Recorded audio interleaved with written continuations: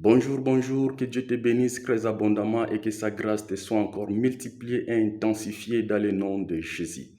Car le Dieu qui t'a créé est encore vivant et au contrôle de ta vie et de ta destinée. Eh bien, il est écrit dans la parole de Dieu, dans 1 Corinthiens chapitre 3, le 16e verset. Ne savez-vous pas que vous êtes le temple de Dieu et que l'Esprit de Dieu habite en vous? Alléluia. Chers bien-aimés, la communauté de l'Église représente le temple de Dieu. Toi aussi, en tant qu'individu, tu es le magnifique temple de Dieu. Le plus grand honneur que Dieu ait fait à l'homme est de faire de lui son habitation, sa maison, sa propriété privée. C'est vraiment incroyable.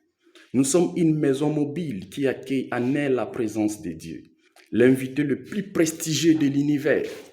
Or, Dieu est un propriétaire qui ne s'impose pas. Lorsque Jésus est venu, il a montré à l'humanité que Dieu vivant et vrai avait le désir non pas d'habiter dans un temple fait de mains d'hommes, mais d'habiter en l'homme. Il a dit à plusieurs reprises, « Je serai en vous ». Aujourd'hui même, si nous lui appartenons, il attend que nous l'invitions, tout comme propriétaire d'une maison. Ne viendrait pas importuner son locataire sans une invitation au préalable. De même, Satan veut faire de nous sa maison. Cependant, lui cherche à en forcer l'entrée comme un voleur sans permission. Bien-aimés, faisons donc tout ce qu'il faut pour que Satan n'ait pas accès à nos vies.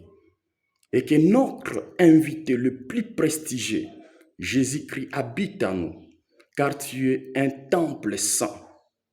Pour l'Éternel ton Dieu, l'Éternel ton Dieu t'a choisi pour que tu fasses un peuple qui lui appartient entre tous les peuples qui sont sur la face de la terre. Alléluia. Que Dieu te bénisse très abondamment. C'était de la part de l'Éternel, Cédric Lumande. Bye bye.